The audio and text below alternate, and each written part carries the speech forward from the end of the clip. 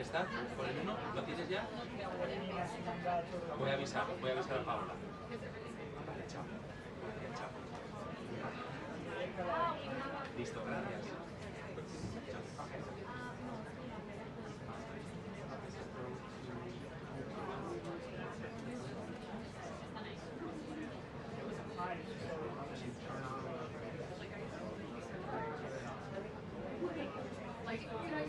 Hola, mi Pau, mira. Así, eso. Gracias, vale, perfecto. Está bien, ¿no? Vale, pues sí. Chao, precioso. Vale, gracias, chao, chao.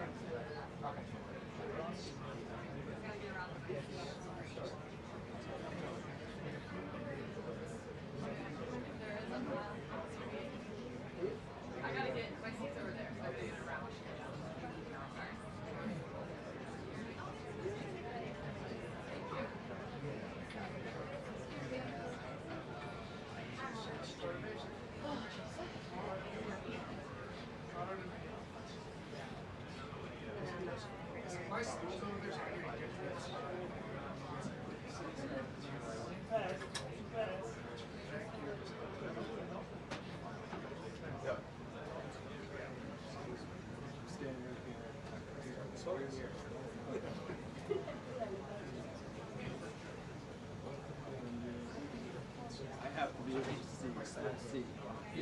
Yes. Yeah.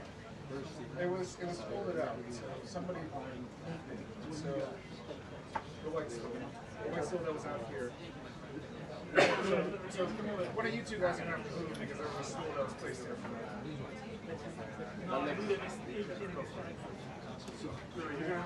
Yeah, yes. Yeah, it should be. No, you're good. I'm moving. And now.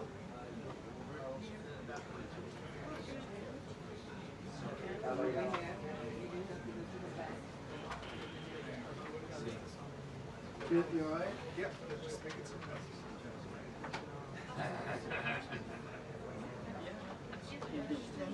Yeah. Watch the cup of coffee that somebody left. That's a great bag is this. Suspicious package.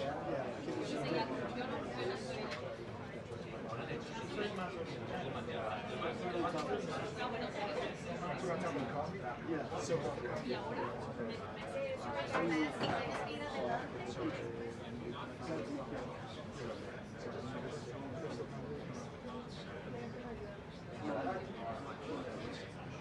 Put your hand on. No. Put your hand.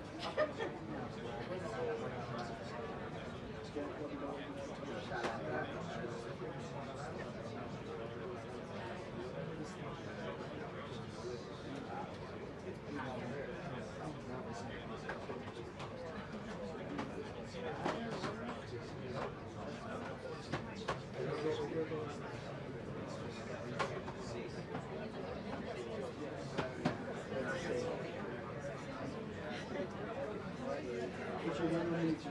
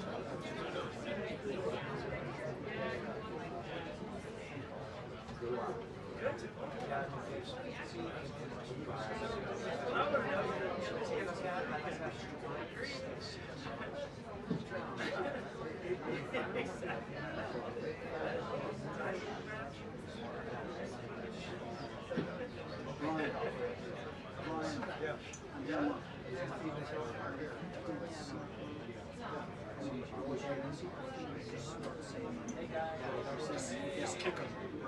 Let me know. Kick him. I'll back as far up as I can into his knees because he's got. I'm also happy to kick him too for you.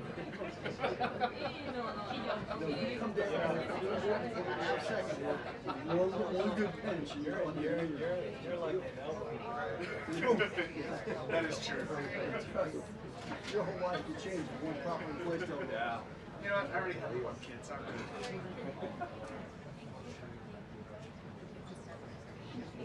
Put your hand on my shoulder. Thank you. Got it. Thank you.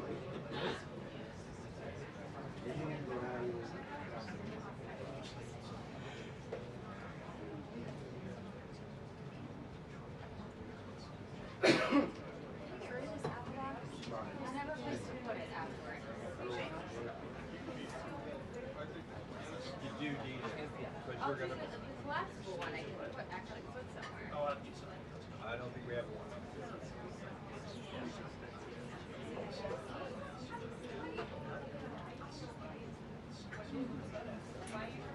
Yeah, I mean, if there's time, Jackie, you can slide it this way. And I'll grab it. Stick it over there. I'll grab it. Okay. Thank you. Let me know. Thanks.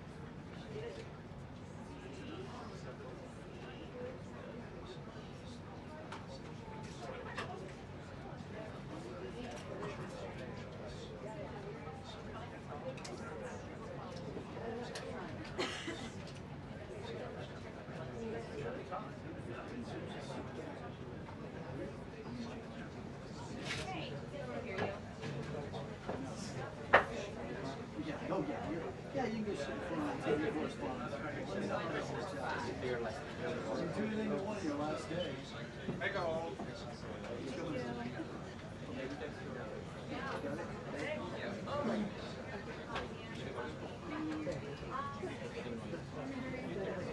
I know.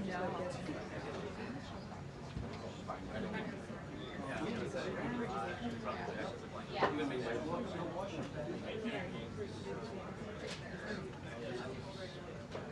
I'm a professional. I'm trying to make it home. I got you, Johnny.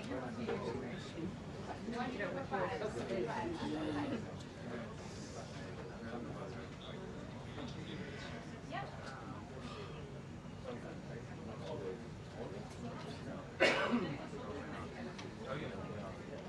Copy that.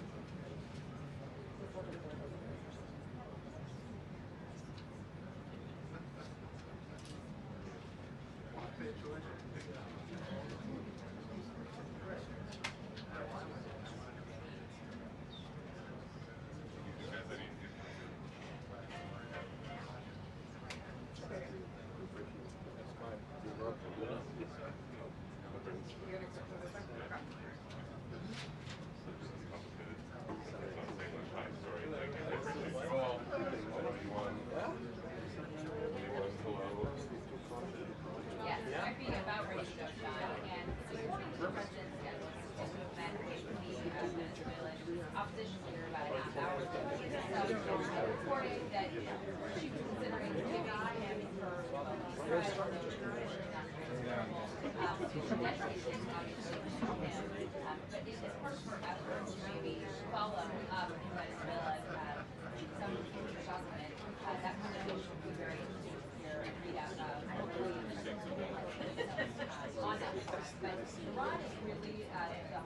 Leavitt at the moment. We have U.S.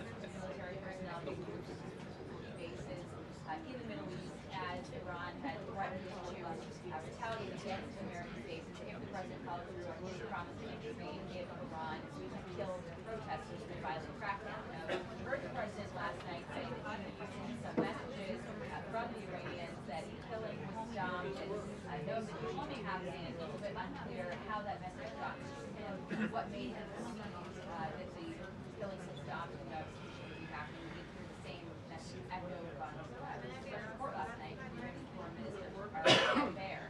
So we need to hear if he has pulled back from any inclination he may have had to conduct airstrikes or slave auctions or airstrikes to cyber attacks in order to come to the aid of the Iranian people. And we have heard Republican senators like Lindsey Graham hoping that the president follows through on his message because only help is on the way. So those are the two big issues this morning. Of course, also you had the threats to both the Insurrection Act and law enforcement in Minnesota don't cooperate and allow ICE to do their job there. As you know, reporters this morning said that she didn't discuss the Insurrection Act with the president. He didn't say he recommended it to him, but it is among the sort of options that he had under the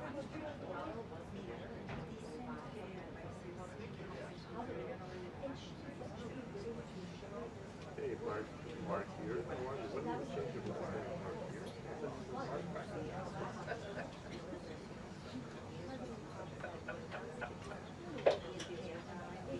Yes, welcome for the house. Sure, right? Let's see if you have with the correspondent line. So they come up with us. Thank you, Martin. Bye then.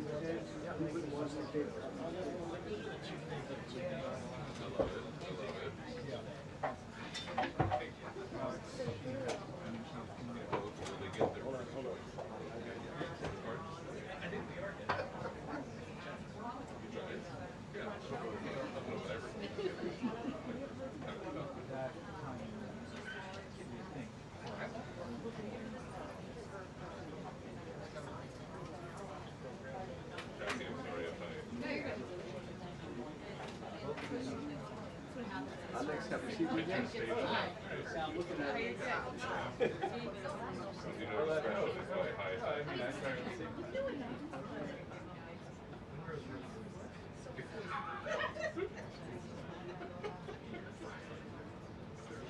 Yes, sir.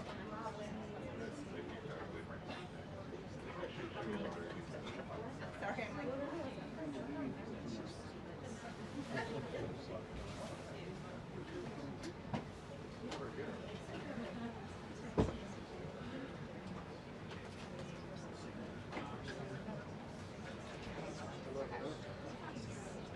You did? I told you, I sent it.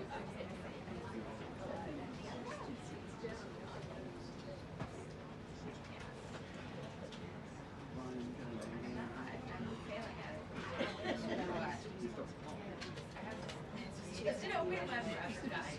I didn't buy any of them. I haven't bought any of them yet. Here.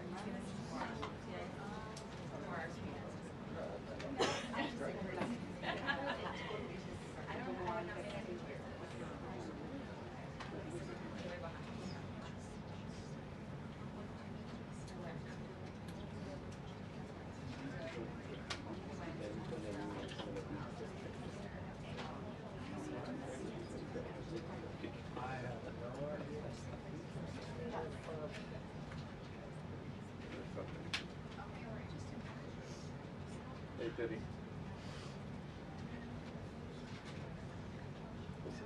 Matches the best part. See the whole circus. The whole cage is full of monkeys.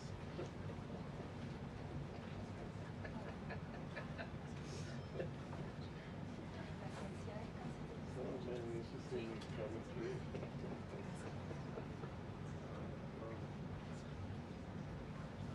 Yeah, already. The other thing that not normally do is community, but I already did one line. Just to make sure they see me what has for, and that's it. The next, and then we call for 2 minutes.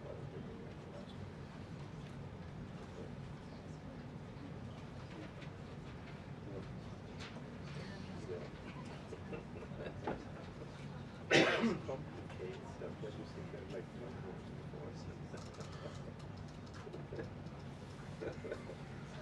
Other things, they can rent it inside.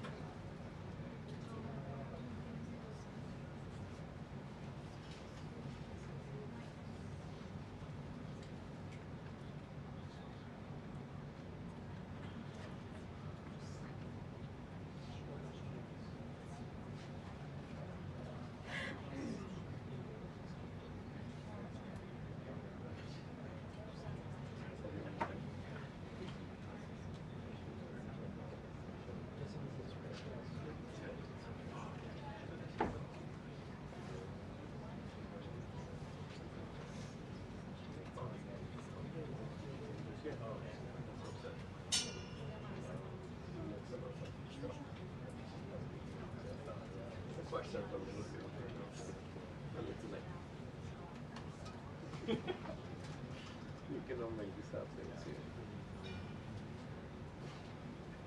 2 minutes until the briefing. 2 minutes until the briefing.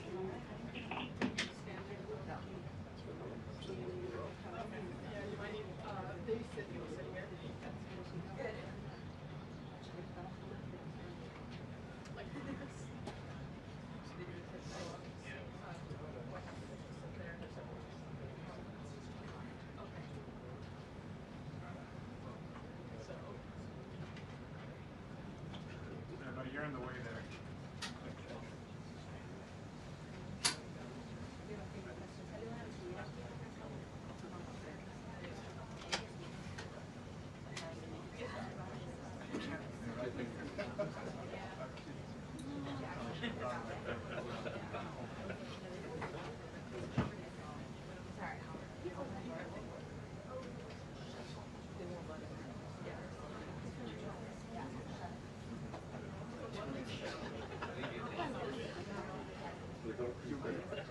Close the door, please.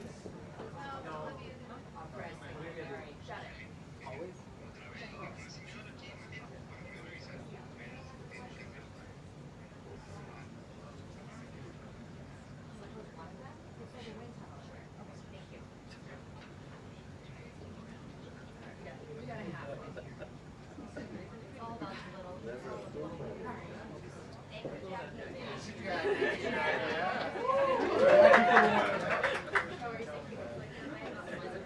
I'll go for Jackie.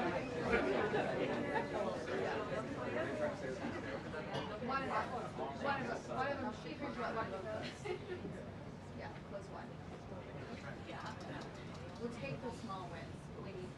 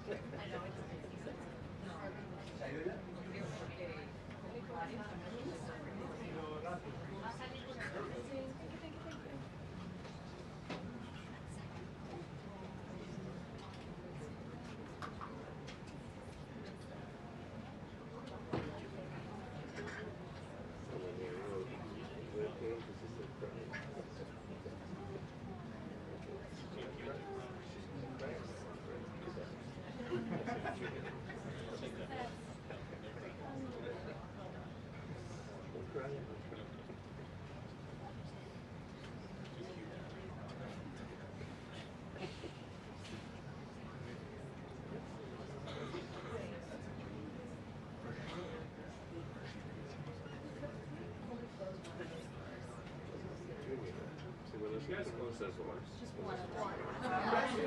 Just fully shut one door. That was the agreement. Right, we agreed with her just now though, that we would close one. They are not closing. They're refusing to close. The doors? The doors, yes. I Push it. requested personally. They're Just shut it.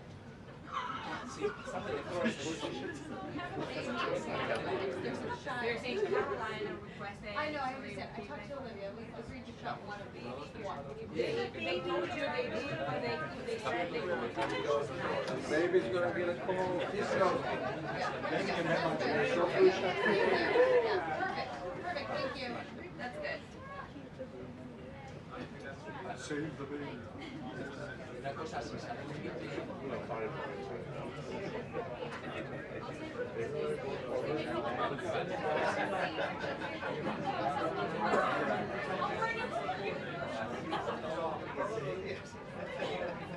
yo siempre tengo miedo del castigo humano. Ya que pase me quedo.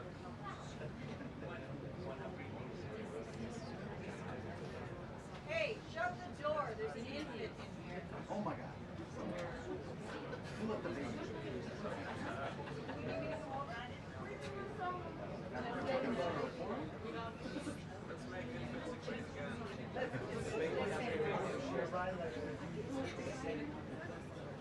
Yes. Yeah. One that I have not. Oh, really? Yeah.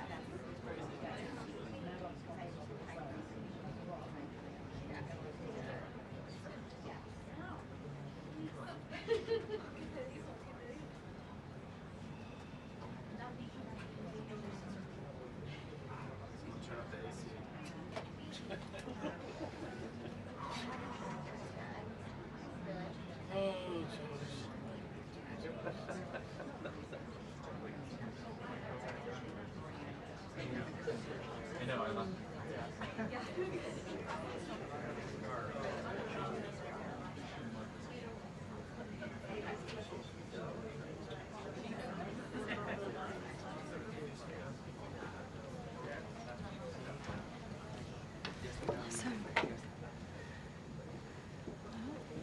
Okay, good afternoon, everybody.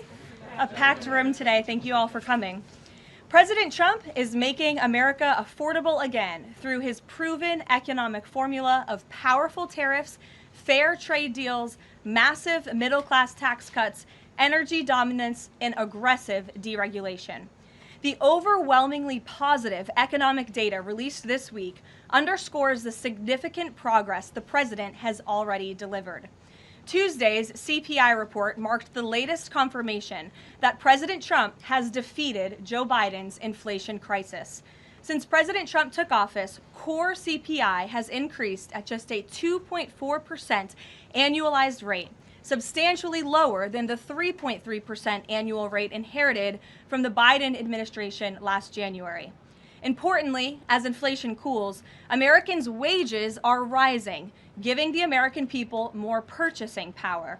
And with what is likely going to be a record-breaking tax refund season in the next couple of weeks, the American people will be reaping the rewards of the massive tax cuts that were signed into law by the president.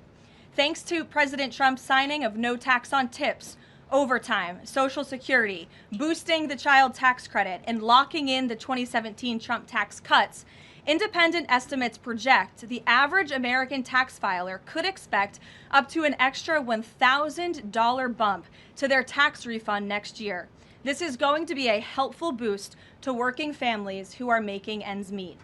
On the energy front, the national average price for a gallon of regular gas this week fell to its lowest level in 5 years, thanks to President Trump's drill baby drill agenda. According to Gas Buddy, the average price for regular gas on Monday was below $3 per gallon in 43 states, below $2.75 per gallon in 30 states, and at or below $2.50 per gallon in 17 states. In fact, gas prices were below $2 a gallon at stations in at least 19 states. Don't forget, this was unheard of just a couple of short years ago.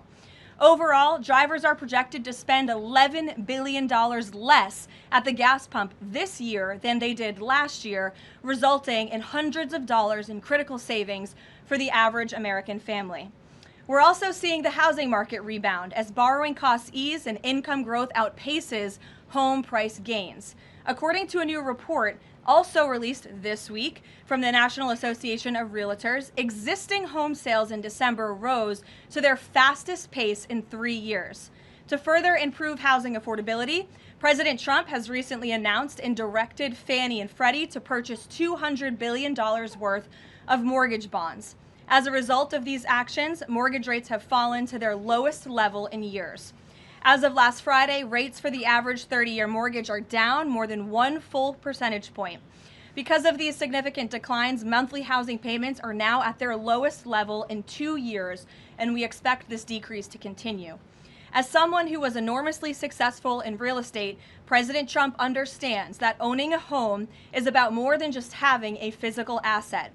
It's about empowering young people to stake their claim in the American dream. It's about giving newlyweds a place to make their own and start a family. It's about promoting the spirit of hard work, determination, and yes, the rugged individualism that has made America the greatest country in the history of the world. President Trump knows America is strongest when it's a nation of owners, not renters, and he is determined to unlock that opportunity for as many Americans as possible. That's why he will outline additional housing initiatives during his major speech in Davos next week, and we look forward to seeing many of you there. Finally, this morning, President Trump unveiled a health care plan for America called the Great Health Care Plan, and a video message detailing his solutions to lower costs for all Americans and significantly improve our healthcare system. The Great Healthcare Plan will accomplish this through 4 common sense pillars. Number 1, permanently lowering prescription drug prices.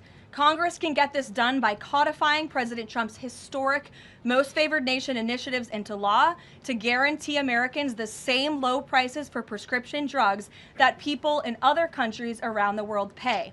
Additionally, by increasing consumer choice by making more verified, safe pharmaceutical drugs available for over-the-counter purchases. Number 2, the Great Healthcare Plan will stop sending big insurance companies billions in extra taxpayer-funded subsidy payments and instead send that money directly to eligible Americans to allow them to buy the health insurance of their choice. Additionally, by funding a cost-sharing reduction program for healthcare plans and ending kickbacks from pharmacy benefit managers to large brokerage middlemen. Number 3, the Great Healthcare Plan will maximize price transparency by requiring any healthcare provider or insurer who accepts either Medicare or Medicaid to publicly and prominently post their pricing and fees to avoid surprise medical bills. This is an incredibly popular policy that has been bipartisan for many years, and President Trump is officially and firmly calling on Congress to get it done. And number 4, holds big insurance companies accountable by requiring them to publish rate and coverage comparisons up front on their websites in plain English so consumers and everyday Americans can make the best purchasing decisions for them and their families. These are common sense actions that make up President Trump's Great Healthcare Plan, and they represent the most comprehensive and bold agenda to lower healthcare costs to have ever been considered by the federal government. Congress should immediately take up President Trump's plan and pass it into law. For Americans watching at home, you can visit greathealthcare.gov right now for more information on the Great Healthcare Plan.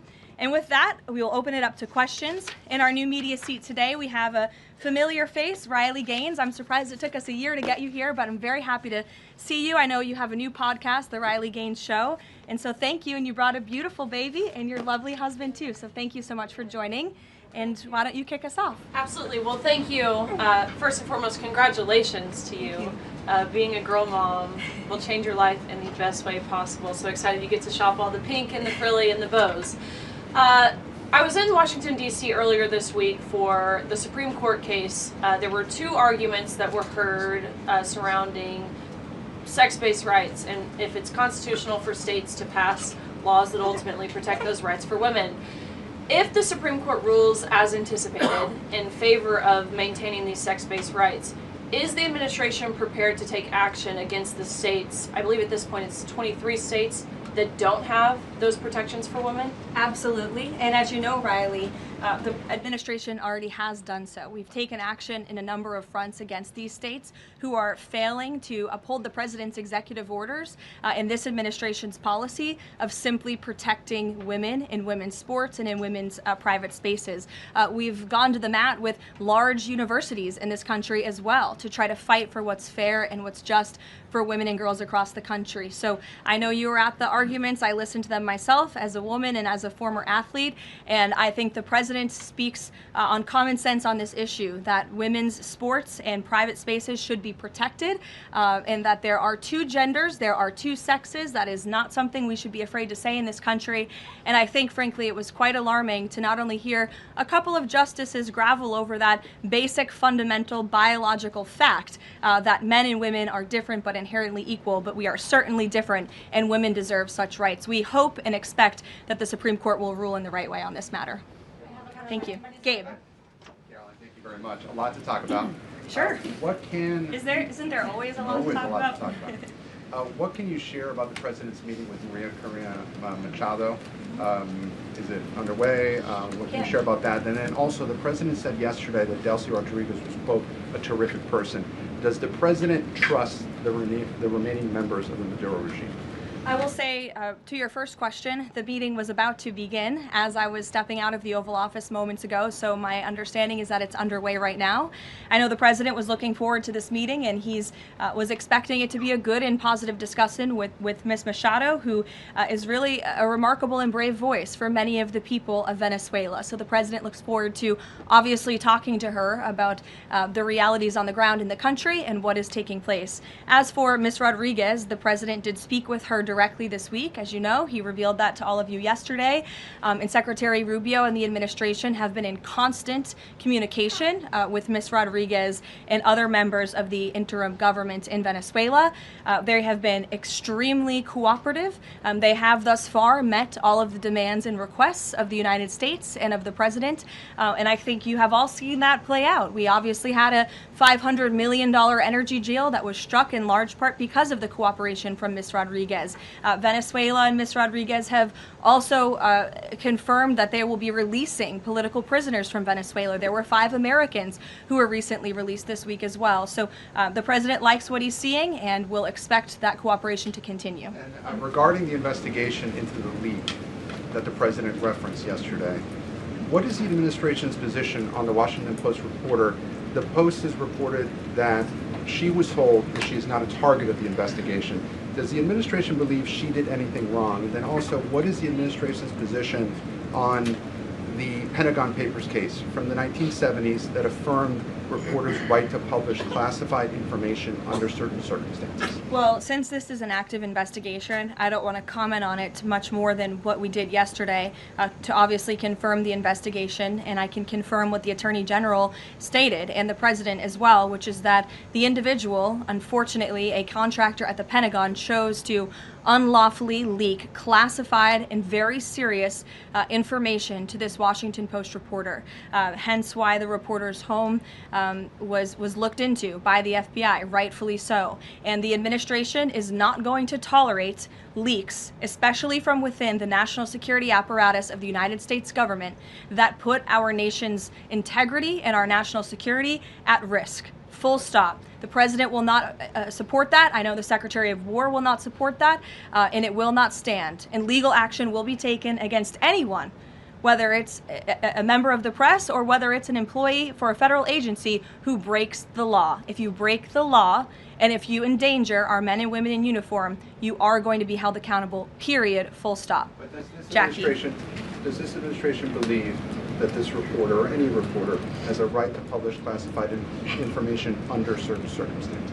Look, I think that we do not believe that individuals who have been given the privilege of holding a top secret clearance should be illegally leaking that classified information, and I know the American people agree with that. And I think it's a basic tenet of journalistic integrity not to publish information that could directly endanger the operational security or the brave men and women who are serving this country in uniform and putting themselves in harm's way to protect not just the people of this administration, but all of you in the press and all of their fellow Americans as well. Jackie. Thank you, Caroline. I wanted to get the White House reaction to Iranian state TV broadcasting an implicit threat to the president's life. It was images of the assassination attempt in Butler, Pennsylvania, according to reports, with the message, "This time it will not go wrong." I have not seen that, to be honest with you, Jackie. We'll take a look, and I'll let the president and his national security team examine that footage to ensure its legitimacy. Again, I haven't seen it, so I can't comment on it. What I will say with respect to Iran is that the president and his team have communicated to the Iranian regime that if the killing continues, there will be grave consequences. And the president received a message, as he revealed to all of you and the whole world yesterday, that the killing and the executions will stop. And the president understands today that 800 executions that were scheduled and supposed to take place yesterday were halted. And so the president and his team are closely monitoring this situation, and all options remain on the table for the president. Netanyahu encouraged him against strikes. Look, it's true that President spoke with Prime Minister Netanyahu, but I would never details about their conversation without giving the expressed approval by the president himself. Ouija. Thank you, Caroline. Is it still the president's assessment that it would be very hard for Ms. Machado to leave Venezuela because he says she lacks the respect and support in that country? And will he raise that with her today?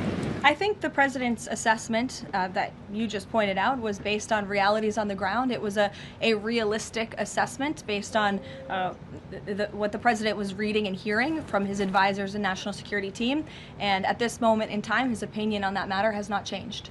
He has also said that he would like there to be elections in Venezuela when the time is right. That's right. Do you have any update on when that might be? And is he committed to a transition to democracy for Venezuela? Yes, and he is also committed to hopefully seeing elections in Venezuela one day, but I don't have an updated timetable for you today. Reagan in the back. Thanks, Caroline. I have a question for you on Minnesota and then also Venezuela. Sure. President Trump threatened invoking the Insurrection Act today in a Truth Social post. I'm wondering what his tipping point is. Like, what would it take for him to invoke the Insurrection Act? Look, that's only a question, frankly, Reagan, the president can answer.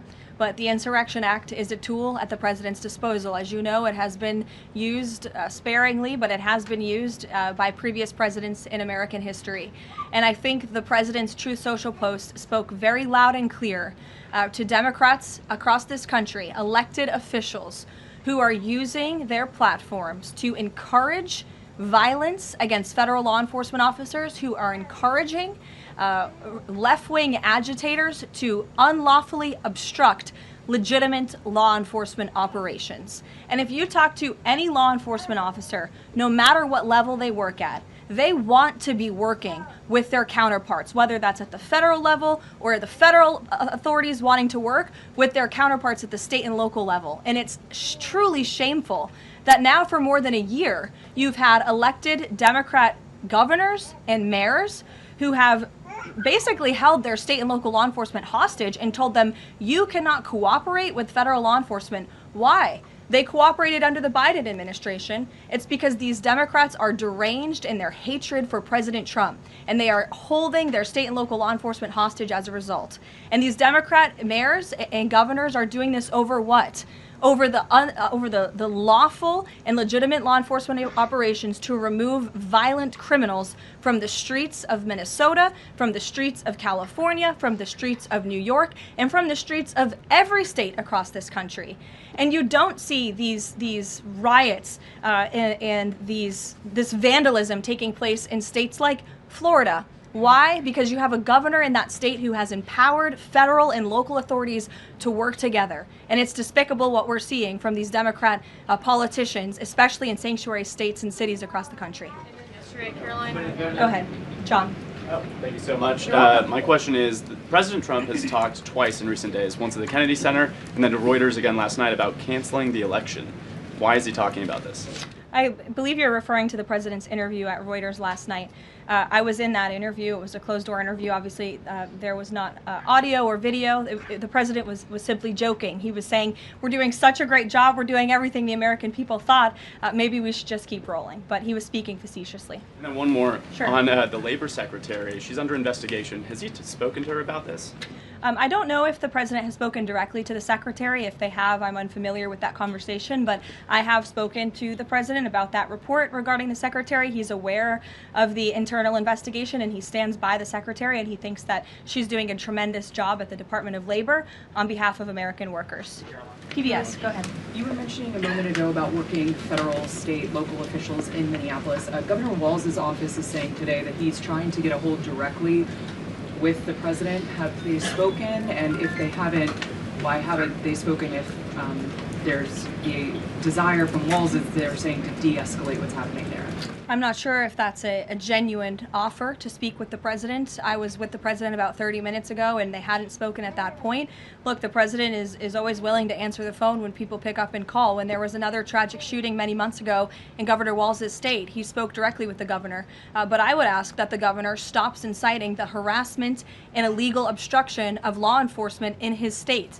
All ICE and federal law enforcement are trying to do are remove people like this off of the streets of Governor Walz's city in Minneapolis and of his state in Minnesota.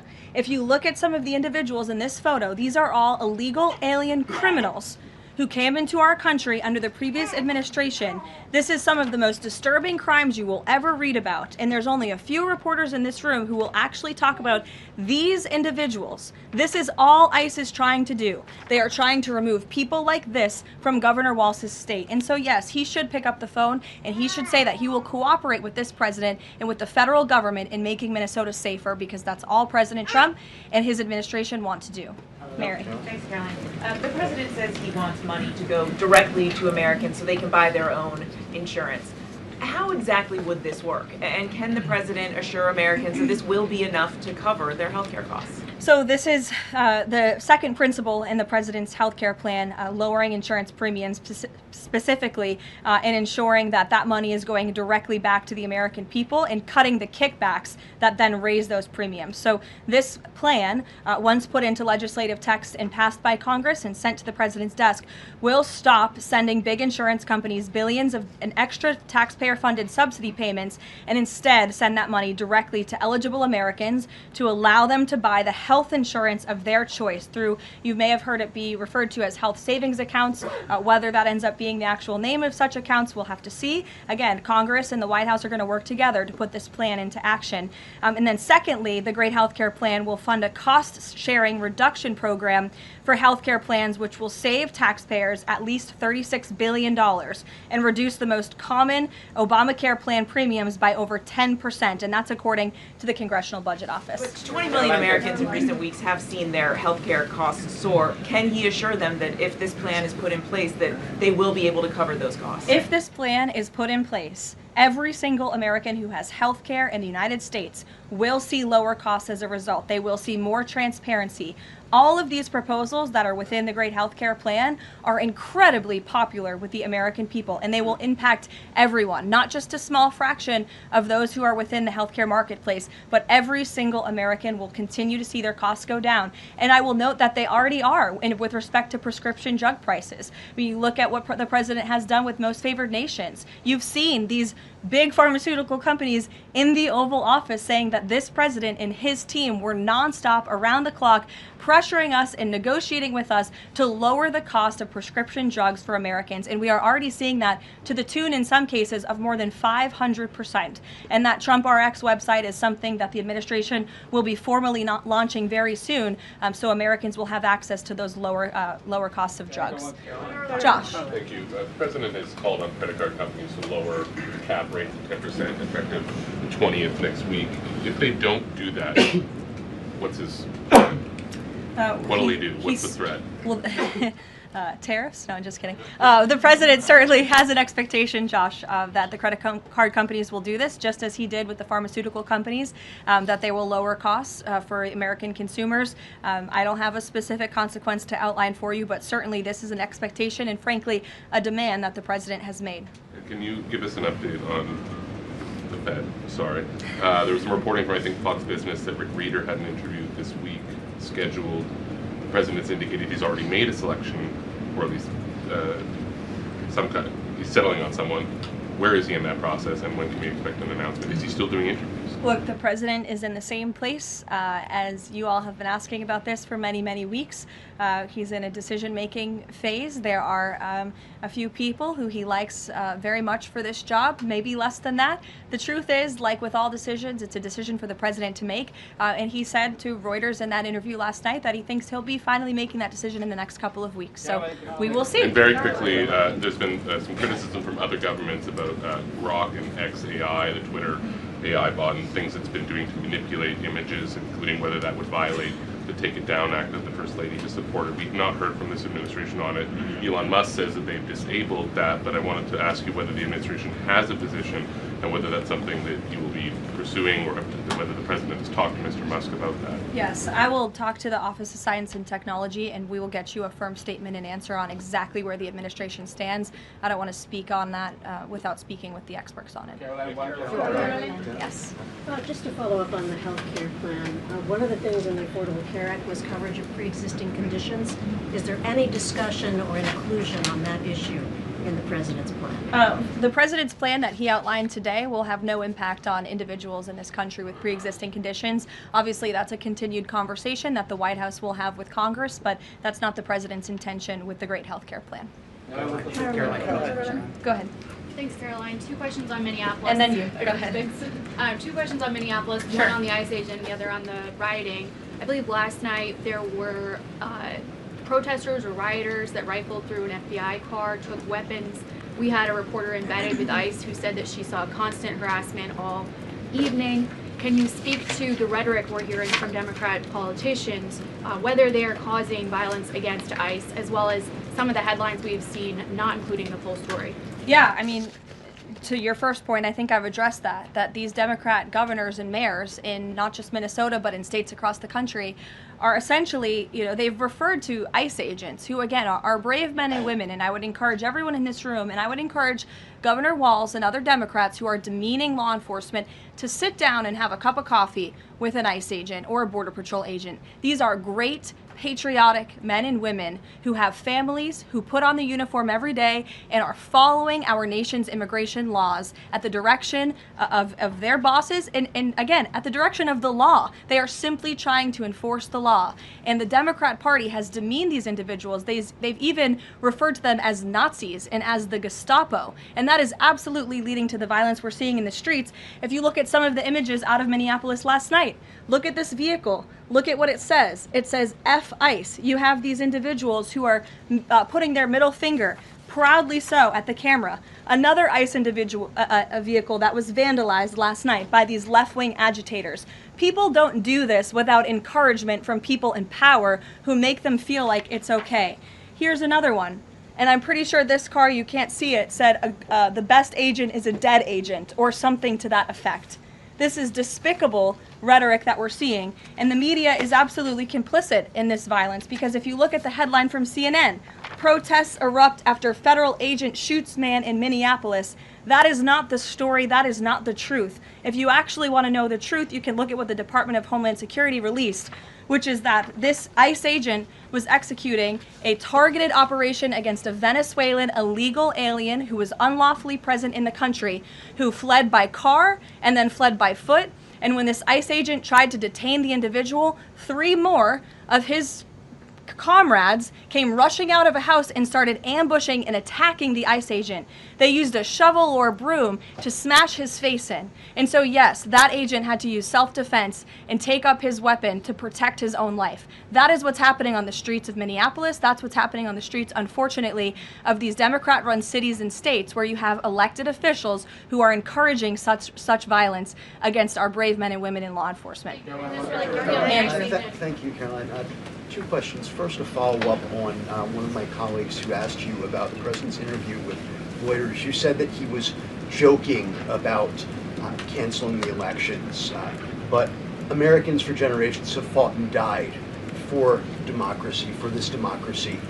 Are you saying that the president finds the idea of canceling elections funny? Andrew, were you in the room? No, you weren't. I was in the room. I heard the conversation.